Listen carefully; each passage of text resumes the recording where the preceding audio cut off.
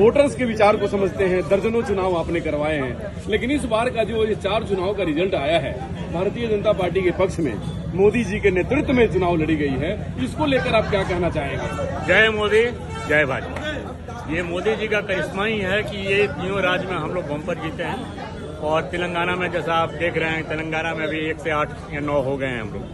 तो ये सारी सफलताएं जो हैं भाजपा की नीतिगत जो नीति है और सबका विकास सबका साथ, एक तो ये है, और जो चेहरा है जो दिन रात मेहनत कर रहा है इस देश के लिए, इस देश के भविष्य के लिए, इस देश के विकास के लिए, वो मोदी हैं। और उनके नेतृत्व में जो लड़ा गया ये चुनाव, एकमात्र वही हैं जो सर्वमान्य नेता पूरे देश के हैं। और उनके नेतृत्व में ये जीत हुई है।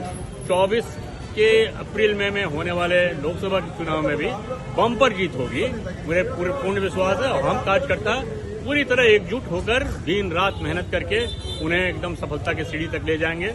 और आने वाले आगामी विधानसभा में भी देखिएगा आपकी यहाँ पर पूर्ण बहुमत के साथ हो सकता है कि 2/3 मेजोरिटी भी आए आने वाले समय में। जो ये ट्रेंड चल रहा है और मोदी का करिश्मा जो छाया हुआ है पूरे देश में, उसका असर यहाँ भी होगा और केंद्र में तो होगा ही। जी, तो क्या सब पूरा भारतीय जनता पार्टी के जितने कार्यकर्ता हैं, क्योंकि आप एक सीनियर लीडर भी रहे हैं अपने ब्यूरोक्रेसी के, क्या कहना चाहेंगे आप कि जिस रास्ते पे चल के वो 2024 या विधानसभा कोई भी राजनीतिक रास्ते को आसान उनके लिए हो सके, क्या वो रास्ता होगा? रास्ता सबसे जरूरी है कि हम लोग मोदी जी को फॉलो करें। 72 साल उम्र में भी जो जितनी मेहनत, जितनी ऊर्जा है, और ऊर्जा सिर्फ इसलिए है कि देश दिखता है, राष्ट्र दिखता है, राष्ट्र का विकास दिखता है और कुछ नहीं दिखता है।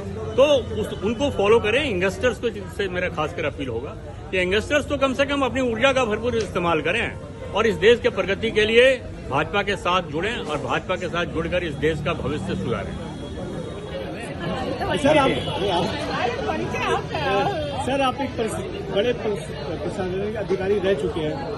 कांग्रेस जो ईवीएम पे सवाल उठा रही, क्या लगता है सर, क्या आपके हिसाब से क्या है, सही है? देखिए, ईवीएम में छेड़छाड़ संभव ही नहीं है। हम तो एज ए डीसी भी रहे हैं, एज ए कमिश्नर भी रहे हैं, कहीं कोई संभावना ही नहीं है। और जब से आपको ईवीएम का, क्योंकि बार बार ये ईवीएम जो होता है ना, इसका बार बार चेंजेस होता है, कौन सा ईवीएम कहाँ जाएगा ये कोई नहीं जानता है। लास्ट में कंप्यूटराइज होता है और वो होता है। इसलिए ये कहना कि ईवीएम की गलती है या ईवीएम से कोई छेड़छाड़ कर सकता है, असंभव, बिल्कुल असंभव।